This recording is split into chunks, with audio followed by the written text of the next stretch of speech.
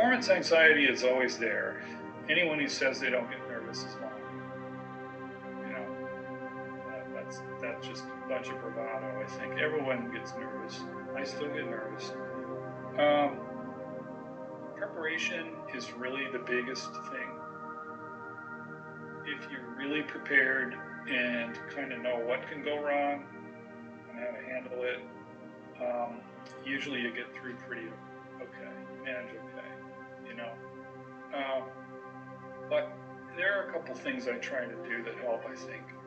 When I have the chance, before I have a big solo, if there's rest before the big solo, I try to slow my breathing down. In fact, I even do will exhale as completely as I can and stay empty for a few seconds. And just sit there with that emptiness. And then the next breath I take is for the solo entrance. I think that helps a lot. Also, if it's possible at all, to just focus on one or two things.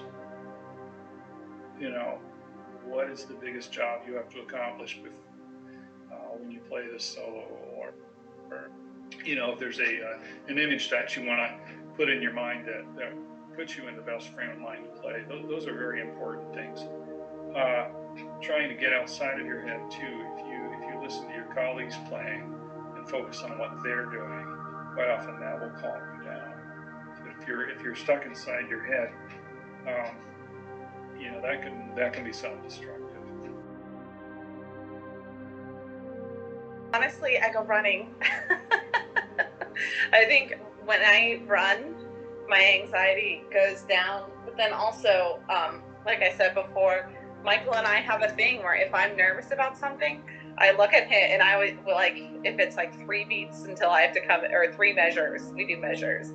I'll do this. Let me we got 3 measures, right? And he'll kind of, we got 3 measures. We got 2 measures, right? Yeah, we got 2 measures. And then once we start doing that, I don't know, it always makes me feel like I'm not so alone.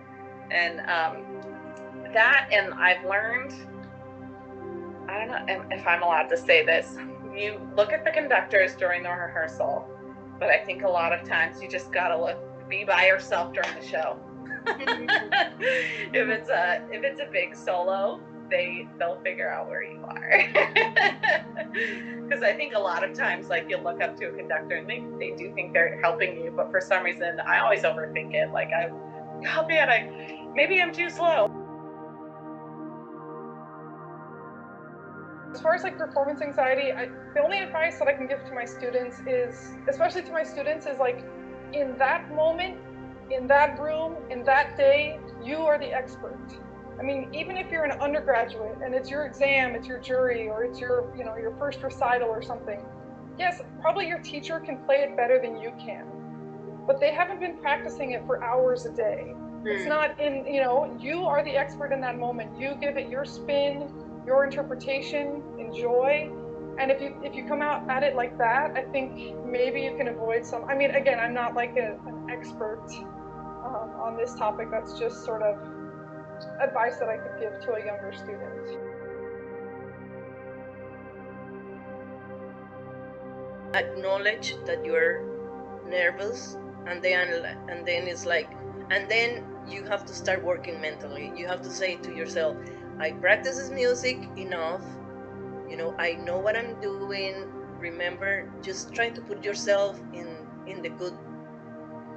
your good place, and remembering moments of your practicing when you were nailing, and you have to do a lot of mental work to bring yourself in.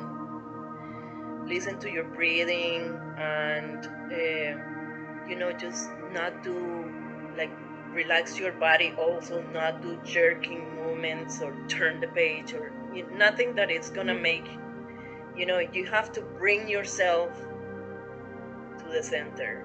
And I've been working on that all my life.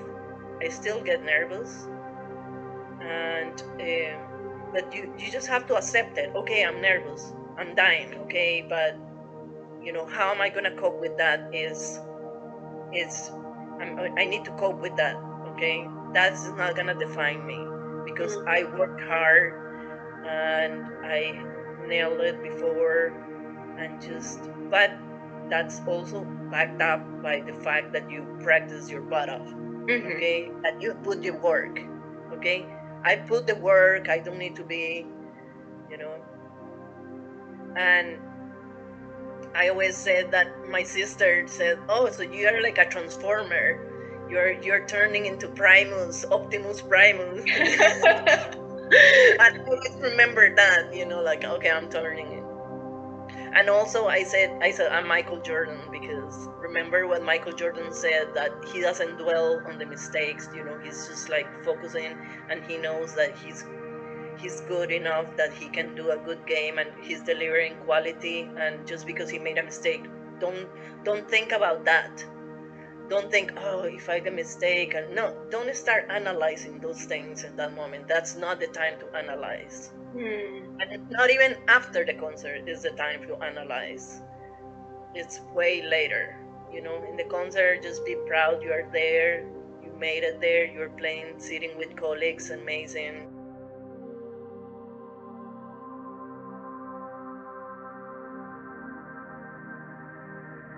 I had the privilege of seeing the Canadian brass do a masterclass several years ago.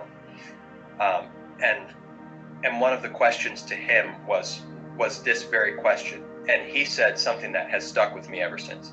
He said, yes, you're going to be nervous, like what if you mess up? What if you trip on your heels, or your reed breaks, or whatever, there's spit in your horn or something, and it doesn't sound as good as you feel like it could have. He says, don't let those thoughts consume you. You should be consumed by the thoughts of, someone is coming here to see me play. Yes. This is an incredible honor and an incredible joy that someone is listening to me play. They want to see what I've prepared. They want me to share with them the music that I have.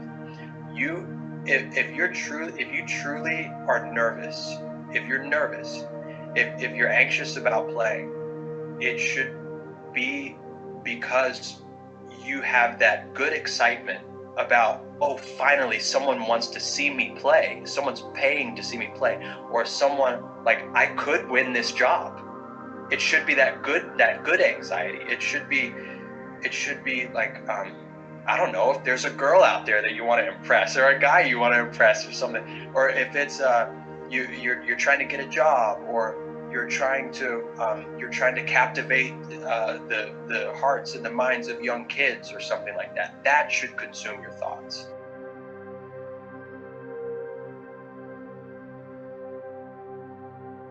Everyone has to figure out how to deal with nerves in a way that works for them, and that's a really individual approach.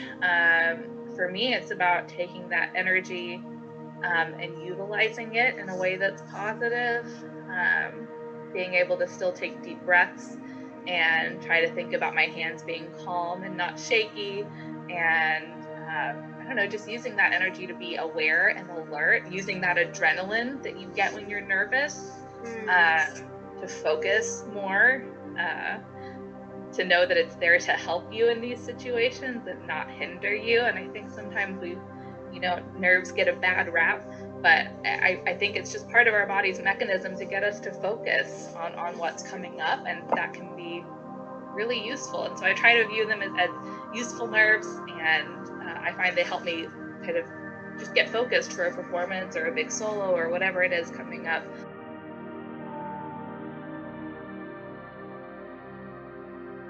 I really like a body scan, like something you might do in yoga or in meditation, is just checking in with, how does my head feel?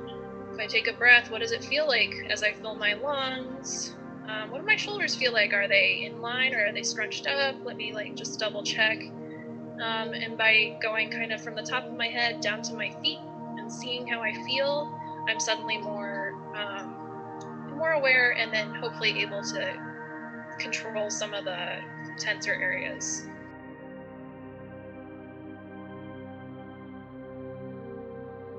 My freshman year, I was pretty confident, and then kind of through those 4 years there, I was only learning what I didn't know. And you kind of have to learn what you don't know and then fill those gaps. But you first have to know where the gaps are. So I was sort of learning where the gaps were. And so by my senior year, all I could see were gaps. It's like, well, I can't do that, I can't do this, I can't do that, or this. And that kind of learning those gaps added this new monster for me, which is performance anxiety. And graduate school was, for me, a search for a place that could continue to fill the gaps that I had only recently become aware of.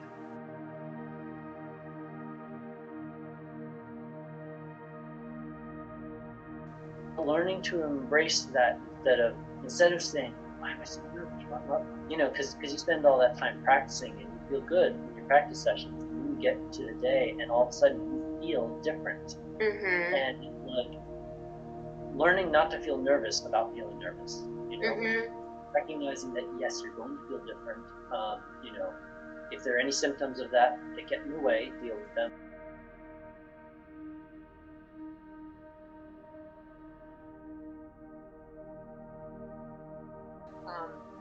But what I did that first year was just, because I thought, well, you know, they're basically stuck with me for this year. They're going to have another audition. I'll do my best. You know, the feedback seemed pretty good, but I also just would literally, like, if I ever started feeling like kind of stressed out about it, just like, you know, you can spend this concert being worried, or you can enjoy this concert. You can, why don't you just like, I mean, I think that was like this sort of my little entry level mindfulness. Like I had taken some meditation courses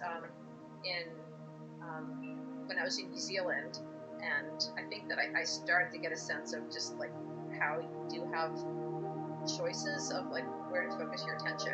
And I would just think like, you know, pretend this is the last time you ever get to play this piece.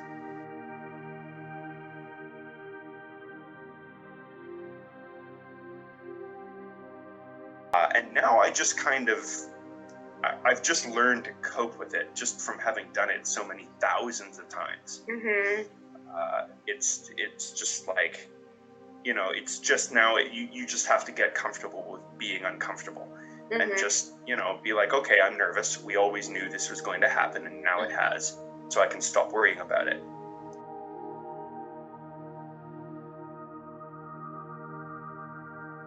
You kind of need those mindfulness skills in your daily normal life, in your normal practice life, because if you just try at the audition to not be nervous or to have superhuman focus, if it's not part of what you're already doing, it's never going to work when you're now under pressure.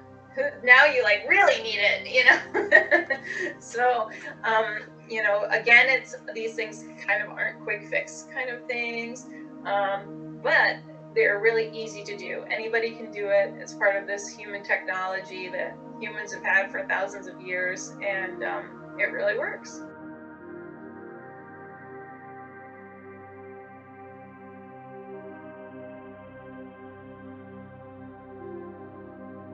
Performance anxiety is, again, it's almost like audition. It's a very personal thing, isn't it? And I know there are people that take beta blockers and all that for it. I think it's just trusting you can sound fantastic and do it. So, yeah, it's a very real thing. Don't get me wrong. I understand that. But I think that's something an individual deals with before they get on stage. And I'm sure there are very many professionals out there that probably deal with it on a daily basis.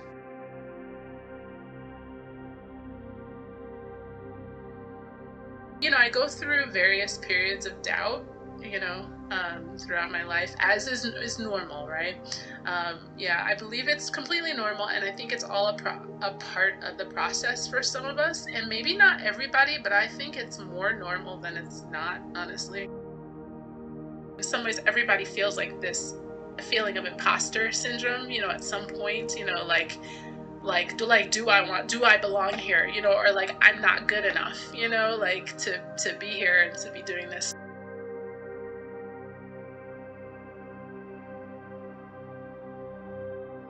I struggle with it all the time, frankly. I'm just going to put it out there because I think hearing how common it is can give us all solace that You're not the only one. I think musicians at all levels experience this. So, and it can be random, you know. There can be, pretty much I'm somewhat or extremely nervous for any given performance, but then other times I'll just be like, okay, here goes. And it's like walking down the street.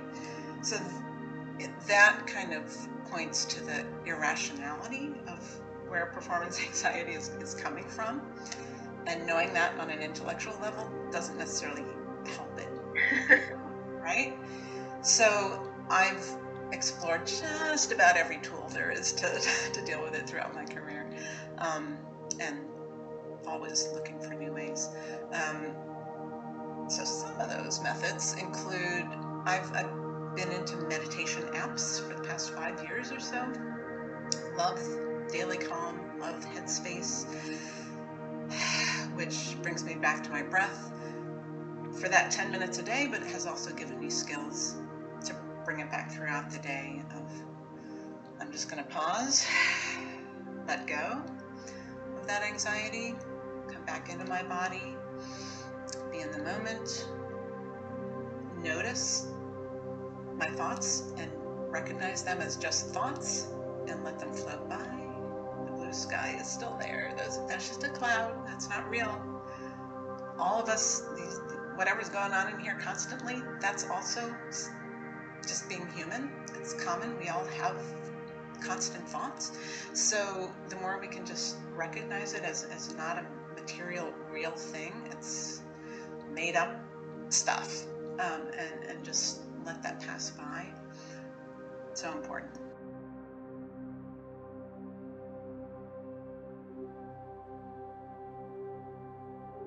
I do some breathing. I mean, I just try to breathe deeply. A high school teacher taught me this meditation mantra. As I breathe in, I calm myself. As I breathe out, I smile. As I breathe in, I rest upon the present moment. As I breathe out, I know that it is wonderful. So sometimes I'll do that, but inside my head, I'm not saying it out loud, but generally I don't do too much. Sometimes I felt a little low at times, and I'll do some push-ups or jumping jacks to try to get my energy up. But generally I'm doing that sort of stuff. Maybe just some stretching. My hands will get cold when I'm really nervous, so sometimes I'll be sort of just shaking my arms to try to heat up my hands, but just trying to breathe, stay calm, notice my breath, notice my body. Stuff from yoga, stuff from Alexander technique, but I don't have anything. I guess I tried all this other stuff. I tried, practice, like run up and down the stairs and then play a mock audition, and like it didn't do much for me. So for me, it was sort of just simple body awareness. I guess another perspective that really helped me in an audition was trying to be more selfish. That sounds bad, but maybe taking a few days before the audition to be all about me and not worry about other people, like maybe be less nice and just be kind of self-centered, because you need to hold on to your mental state in an audition. You need to like stand your ground. You cannot let the situation sort of, make you nervous. Like you have to say, I'm doing my thing. I know what I need to do to play this, Beethoven 4. And so I would try to do that a little bit before auditions too. Try to be a little more self-centered. It's funny because all our words are like negative words for this. So we need like a positive connotation, maybe like focused or self-care. I feel like these are like positive connotation words in this thing, but that was also really important for me to not get too out of my own head and like, oh, what is the panel going to think of this? Or I'm in this big city. This is such a cool city. What if I lived here? Like none of that helped. I needed to be much more internally focused.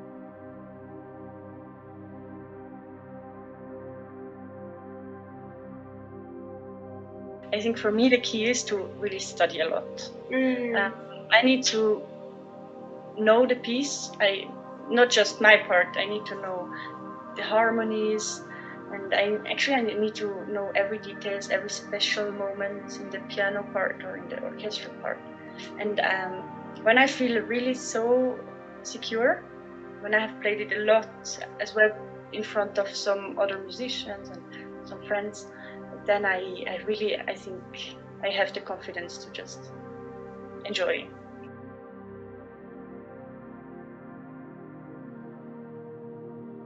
I will avoid using the word, the A word, because I do think that we create our worlds with our language.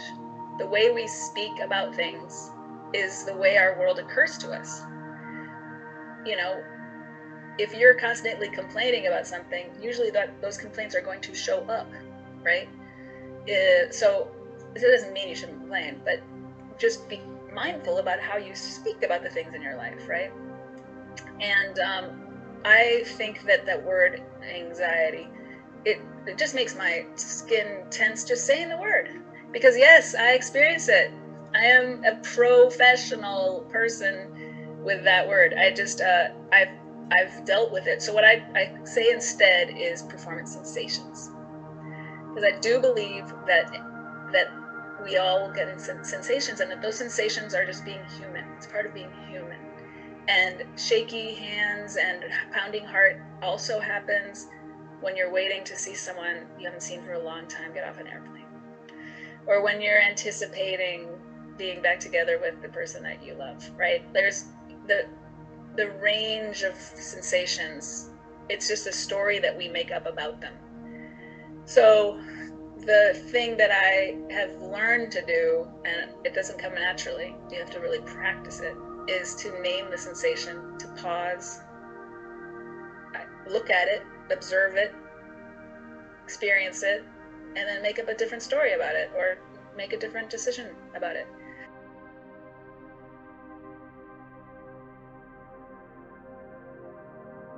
It's like any athlete, you know, you need to have something, that adrenaline, to get you to not only do what you want to do, but maybe even go beyond where you can. I discovered a long time ago, when I was younger, I shook violently. And on bassoon, that's not so good because you hear a lot of key clacking. I remember a state solo and ensemble concert with our trio, and I was just like this. And, you know, the more you play, the more you perform, the better it is.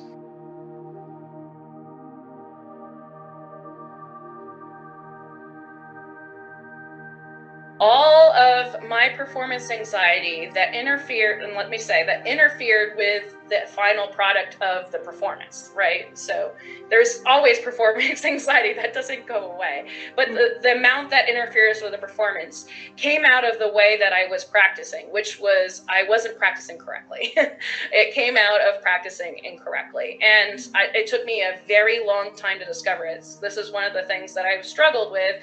When I wasn't sure I could be good enough bassoonist, because I was practicing a lot, but I wasn't practicing the right way. Or I wasn't practicing, I was playing a lot, I should say. Now that I know what practicing is, it totally wasn't the right way of doing things.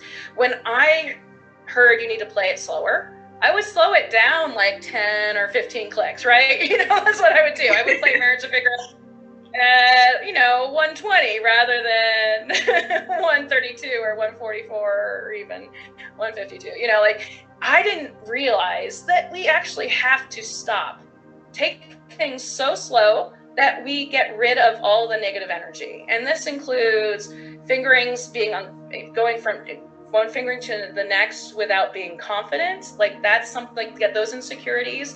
That includes rhythmical issues when there's really complicated rhythmic. Also controlling your internal pulse as well, because like if you're not slow enough to pay attention to intonation, your fingers and everything, you can't get better. If you can't actually hear what you're doing wrong, you're always going to feel insecure about it. And this is like, you have to play things in order to win an orchestra audition, in order to play a really phenomenal recital. You have to play things correctly for so long you forget what it feels like to mess up. And that's really a lot. That's lot different way of practicing. I would just practice it, I got it right, yay! And then I would I'm gonna get it right always from now on, right? Isn't that how it works? I didn't realize how long you had to play things at the level that you wanted them in order for that to show up in the final product.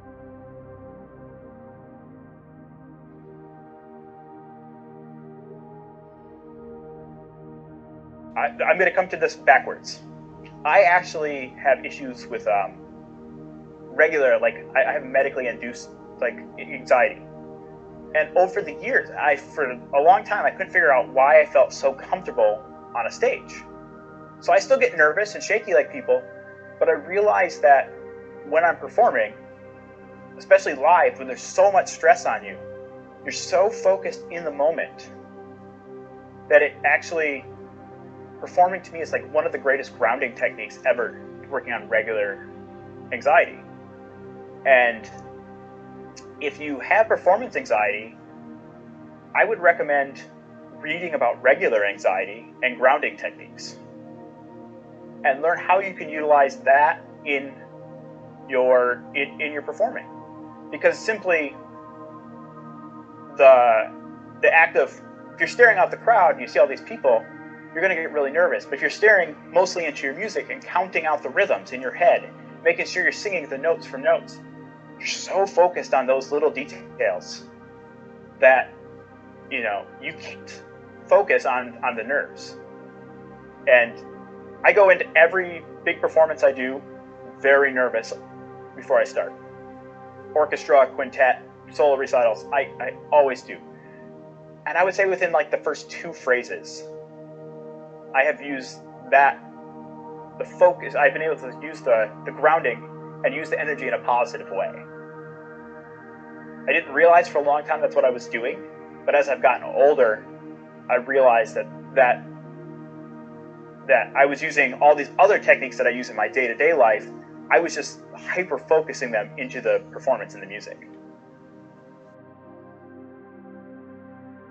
We all deal with anxiety in a different way. For some musicians, they say, oh, just, I eat a banana an hour before, performance and I'm fine. Some people, it's breathing techniques. Myself, which is what I do, I think that breathing can really help me relax. But I think that, and with performance anxiety, that's one thing, is to kind of understand, what is it that it causes? What causes that? I would say, and hopefully this is not a negative thing or anything, but I always get more anxious when I feel less prepared.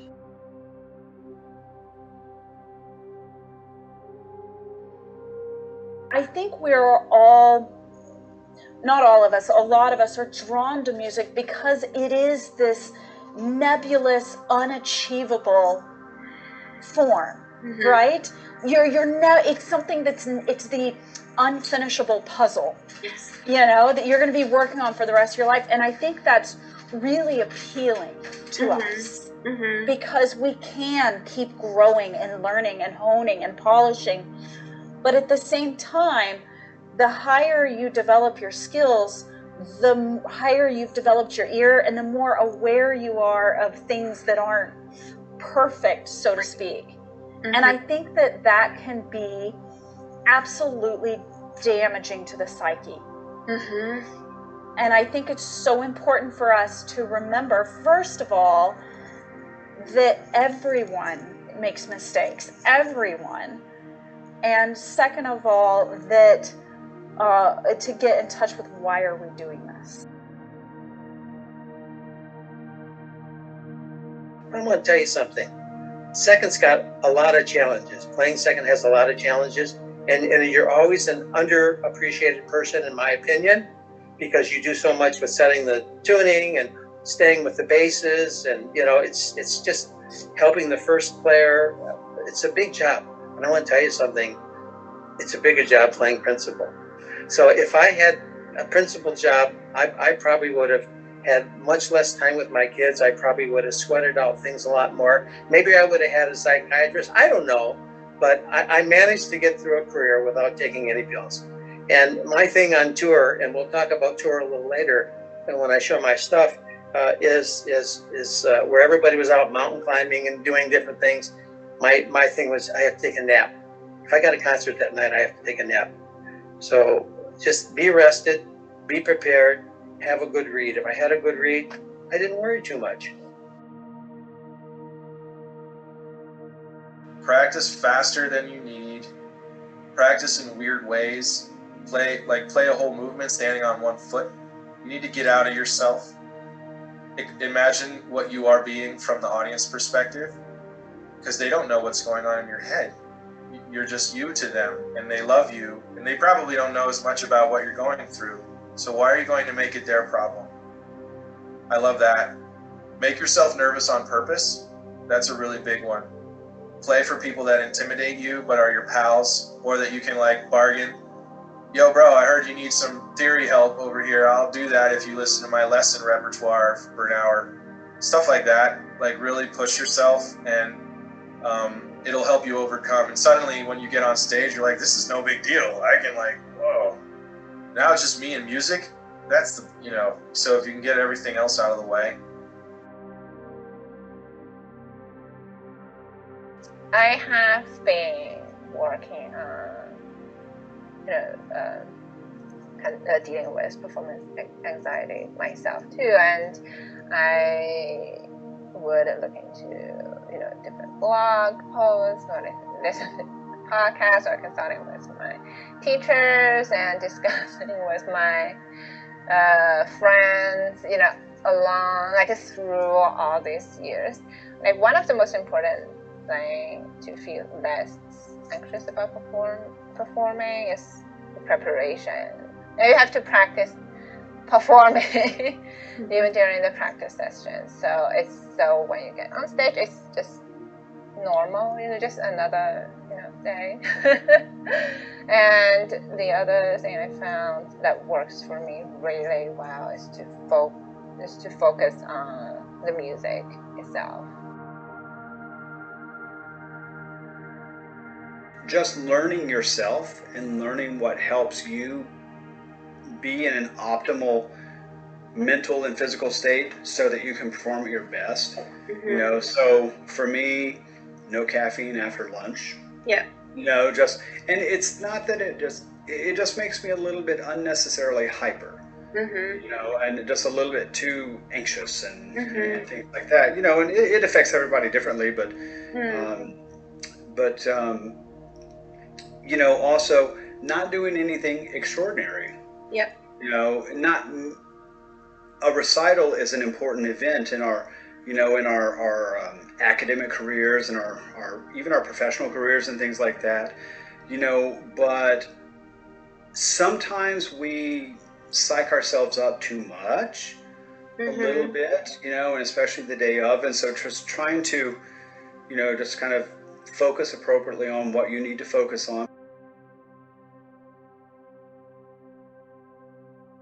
Always just keep everything wide open. Always keep every opportunity there. You never know where you're going to end up in life. Like, I never thought I would transfer twice to my undergrad, and I did, and now I am really grateful for that because of all the different people I've met and studied with. So I think the biggest advice would just be flexible, be open to change, definitely be an entrepreneur, which is something that is being more and more taught in even higher education today. And don't be afraid to make sacrifices and take on challenges that scare you. Independently of you are going to be a great composer, a great performer, a conductor, or simply somebody who likes music, is that empowerment that music gives to your soul and connects us, all of us as humans. That's what I wanted to say. Yes.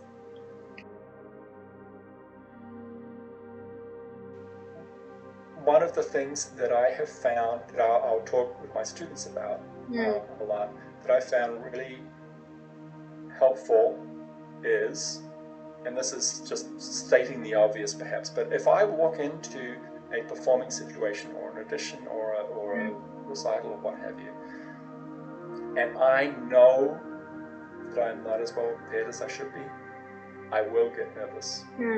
If I know that I have essentially over-prepared, then I can be more relaxed and more representative of how I should play.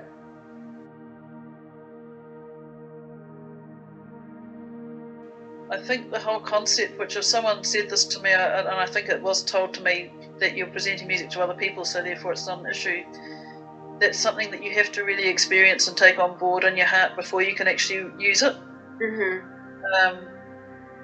The whole concept that you're trying to get the composer's music and communicate your ideas and things across to your audience, it's a very sophisticated concept. And it's something that takes a long time. Well, it took me a very long time to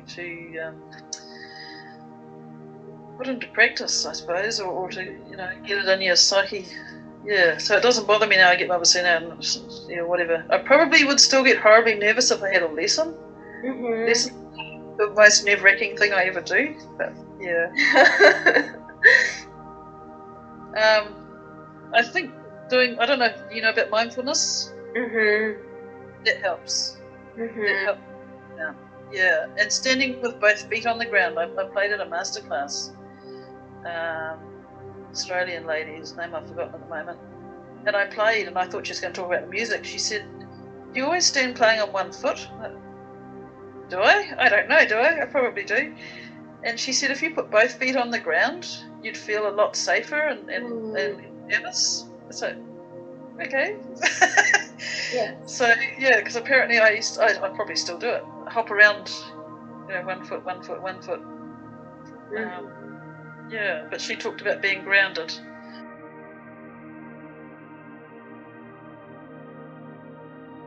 For me, I think I've sort of just got a faith in myself now that it's okay to make mistakes. I mean, when you're playing professionally, orchestrally, I used to sort of like, what's the word when you make a mistake, especially in an opera or something, and you kind of mull over it for the rest of the opera, and then what happens, you just end up making more mistakes, and then it's just kind of like a spiral down. I would recommend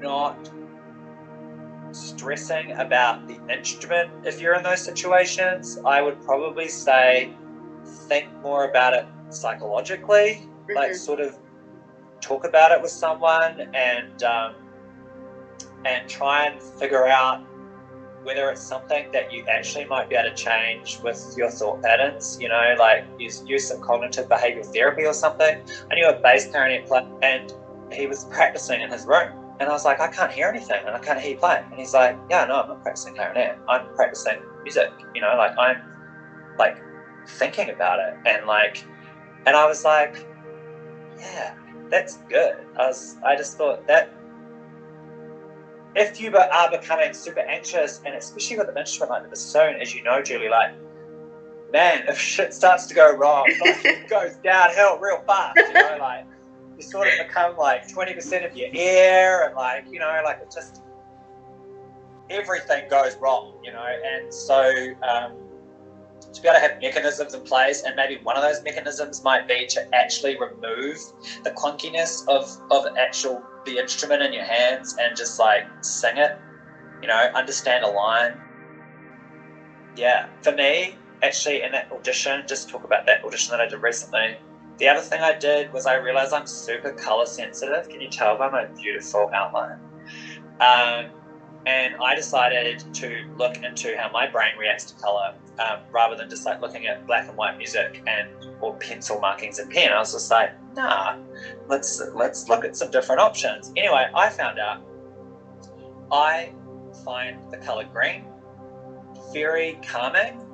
I find it encouraging, and I find it like I can concentrate and stay somewhere if I've got a green. So I took a green like highlighter and just put a line over each of the phrases of, like, you know, over lots of things, but especially in the Mozart bassoon concerto, over those phrases. And I told myself, and this is where it comes down to psychological, I was like, whatever happens, you stay on the green line, Colin. The green line's going to take you through. You know, you're not, all this other stuff that's happening underneath, that's just there because the green line is going through. And it really worked. And I remember people poo-pooing me. They're like, stop wasting time with this colour shit. You know, like, you need to just, like, practice. And I'm just like, well, this is my practice, you know, like, I am looking at how I learn and how my brain works. And I'm open to different ways of thinking about it.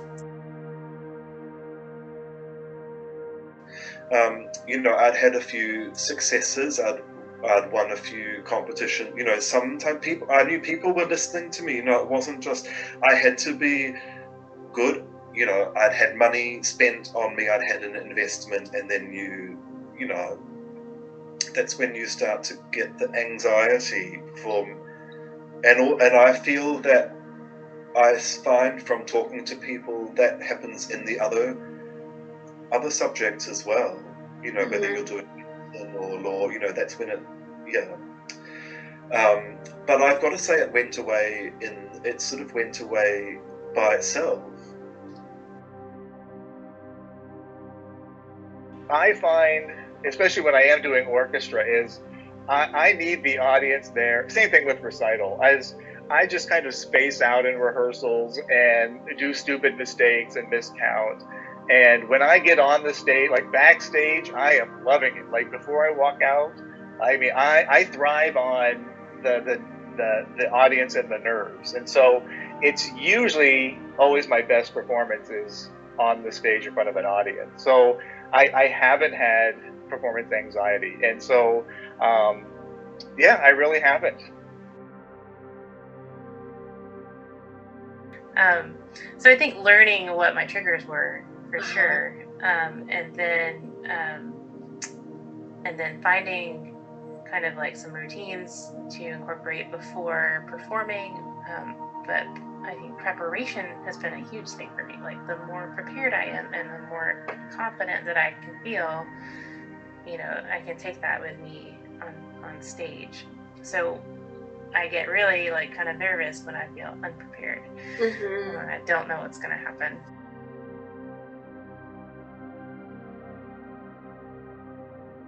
Mental training. One app, I pay for the yearly subscription for Headspace. Wow. And that's helpful for me. Even just quick little mental tricks when I'm in the orchestra, like remembering where my feet are on the ground. And then an Alexander technique principle of, you know, my head is light, and it's just like upward. Also positive affirmations.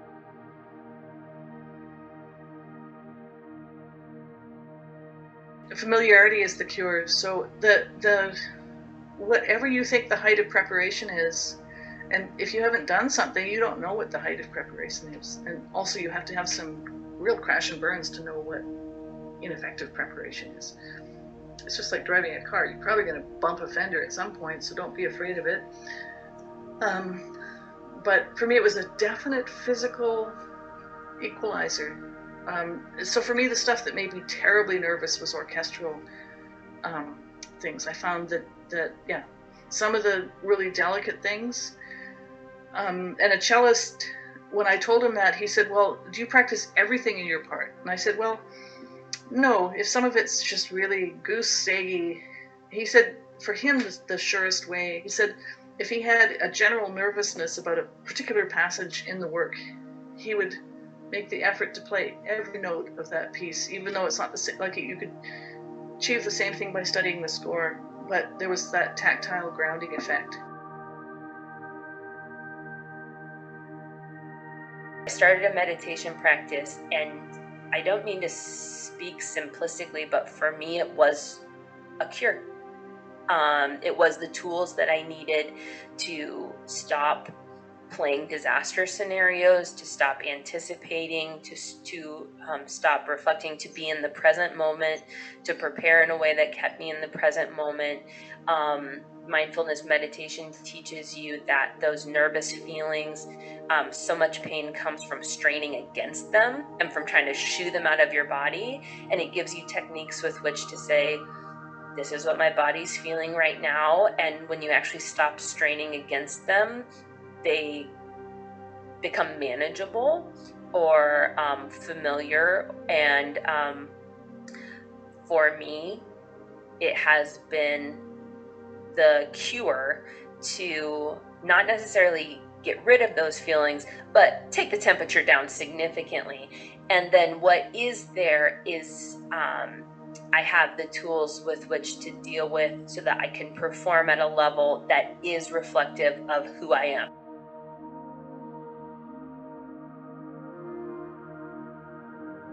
But ultimately, when one can focus on the musical intent that you're wanting to share with, whether it's a committee or whether it's an audience, when you get to that point, there's not a lot of room for anxiety, right? You're just performing. Like if your brain is full with what you're doing and where you're going and the map, you've had the whole plan in place.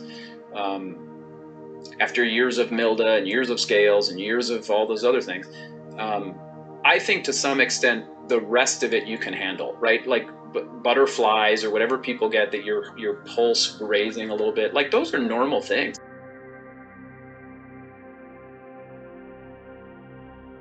This is related with our body, right? Mm-hmm. Physically, if someone has really low blood pressure, then they're always calm, and so even they're exciting, I'm excited.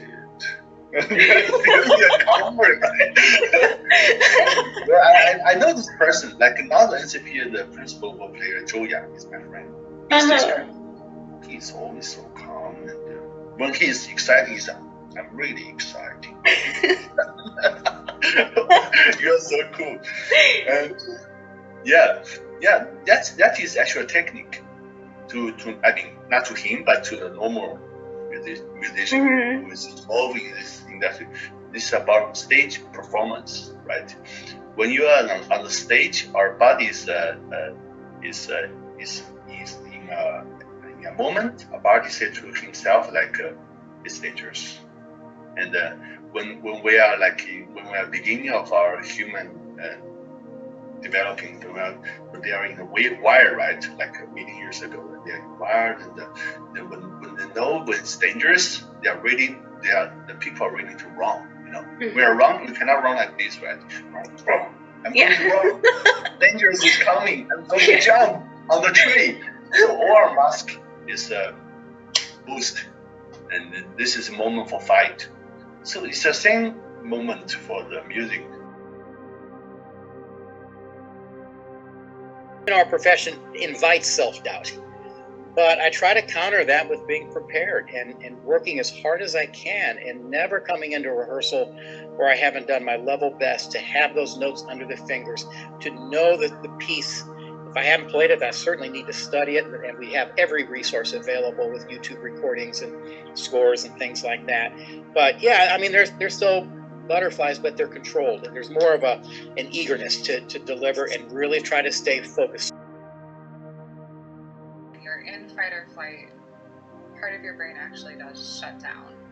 So when you feel like suddenly you cannot perform at the level that you practiced, or you feel kind of out of body, or some of these strange symptoms of being in a fight or flight state, that it's actually just like how your brain works. The tricks I used myself are one is one I got from my mom as a young piano student, is just you can all do it right now. Take 3 deep breaths before you start. This helps take everything down a notch. And another tip I got from a dentist, that you can take your tongue and press the spot behind your front teeth. It's apparently an acupressure spot that helps you come down. And he told me that's why babies suck their thumb. Now, I don't know if that's true, But if you think about it, it's even the spot you would press if you were sucking your thumb. Mm-hmm. And that's something you can do really with nobody noticing. If you're on stage and you're just a little tense, 3 deep breaths and that I really find help me come down. Just come down a notch. A little nervousness is good, right? I don't know that counts as one of the, I forgot about music, that counts for performance anxiety or not. Maybe yes, maybe not, but I convince myself that is not just a blackout. That's for me. So I try to tell myself I don't have performance anxiety, and I don't think I have either, because I get excited when I perform in front of people. I don't get excited to speak in front of people, but I get very excited to perform in front of people. I think that is something maybe helped me to convey my performance anxiety. I just tell myself that's not nervous. I'm not nervous. That's not anxiety. That's excitement. If I'm preparing for something very important, in fact, the most important concert of my life was performing as soloist with the City of Birmingham Symphony Orchestra, conducted by Andris Nelsons at the BBC Proms in 2015. Now, if you're performing at the Proms, the BBC will give you at least a year's notice. So you think, great, you're playing at the Proms. So the first thing I thought was, what am I going to wear out of this? I got that sorted out. My sister made my outfit, and then I thought, right, time to get to work. So I made a conscious decision. The prom was on the 19th of July 2015. So in January of 2015, I made a decision, okay, 6 days a week, every week I'm going to practice. Mm-hmm. So I would start off, the best time of day for me is in the mornings. So before I go shopping, anything like that, anything I like doing, in the morning, straight after breakfast, I would start up with my warm-up. I would look at some of the concerto. And that was for building stamina and for dealing with reeds and just to be playing every day. And it was interesting during that journey of preparing for that, because it was actually a journey I really enjoyed. During that journey, it made me realize why I'm doing music, why I'm playing. Because people are saying, aren't you terrified that you're going to be playing in front of 7,000 people? I said, I don't know yet, I'll have to wait and see. So that's what I would be doing, you see, every single week. I have to say that was an incredible experience, wonderful. And working through that, I think it's a method that I take to everything that I do, something that I am preparing for. I look in the diary and I think, right, such and such is coming up, little and often, little and often. First thing you have to do is never, ever tell anybody you're scared. Ever. And this is the most important part. Don't say it to yourself. Mm-hmm. Don't say it out loud. You don't want to hear it come into your own ears. Somebody walks up to you before a performance, say how you feel. You say, I feel great. Even if your knees are shaking, you do not tell anyone how you feel, because it just translates. It makes, they think you're nervous, then they're nervous, and it goes boom. Then the audience is nervous. You got to relax that audience. You walk out there like you own the place, even if you're about to die. The audience will relax. They will relax you. You will relax them, and then it becomes a thing. So, and this is what I do. What people have to do, it's a personal thing.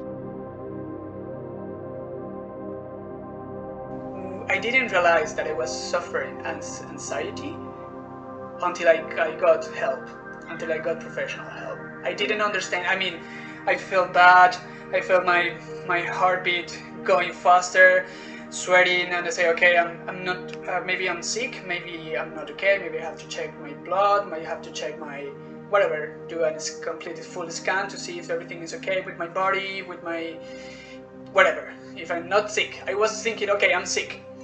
And I didn't realize that it wasn't sick. I mean, it wasn't sick at all. Yeah, it was sick, but it wasn't just my body. It was my mind, my mindset at the same time. I didn't understand what's anxiety, what's a panic, what's the panic when the panic shows and hit you, you know, to have a panic attack. I don't know, is that the way to say it in English? And yeah, it's so it's, oh my god, it's so awful. It's not easy to understand that at the first moment. So I think that one of the best way to deal with that is to get help, real professional help, because it's like I said before, like when you teach somebody, it's not the same way for everybody. Anxiety is not the same for everybody. My way to deal with that anxiety is not the same way, it's not going to work for everybody. Now I can understand why I get anxiety, I get anxious sometimes, and now I know what things makes me feel that, why I'm into a panic attack or why I'm close to, and how to go out without dying. Okay, well, not literally, but yeah, it's something that maybe people say that no, I don't suffer that. I haven't suffered at all. But maybe you had, but you don't know, because you know, sadly at schools nobody teach emotions. Nobody teach mindset. Nobody teach meditation. Nobody teach many things that it's really helpful for not just for musicians, it's for everybody. This week and yesterday we did a concert with Mendelssohn Fourth Symphony and Dramatic Flute and Beethoven First Piano Concerto, and it was a super nice concert. But we only had rehearsal the day before, and then there was the concert the day after. And obviously one has to then kind of rely on your basic training and somehow forget about it and just play the music, because if you think too much about every single little detail and every single note and what, you will, at least I tend to then not be able to express exactly the music that I want to make. And then if I just go for the music, then it somehow seems to work better, I think. And then sometimes that brings some very interesting mistakes as well. To be the leader in the moment of having the feeling, for example, being nervous on stage, still to try to keep the control at least a little bit, right?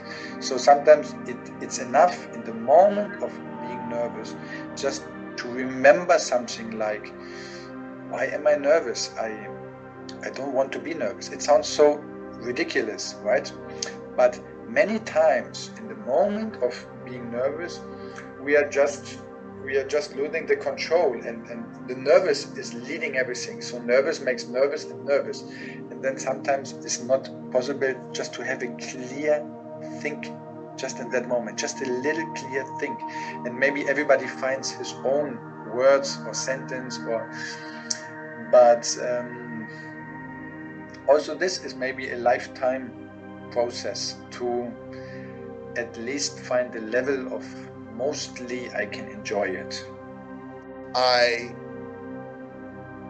wrote down all of the negative things I would say about myself. I would just had a whole list of them, and I wrote them all down. And then on another sheet of paper, I wrote the exact opposite. And I wrote examples of when I had proven the opposite. So I'd be like, you know, Lecolion, you crack under pressure. And then I would say, Lecolion, you always perform well under pressure. And I would, like, that time you played Beethoven 4, that time you played Scheherazade, blah, blah, blah, blah. So I have this evidence of that. And I recorded myself reading those, and I put them in my ears. And every morning for like a year, I reprogrammed my brain to hear me saying, you always perform well under pressure.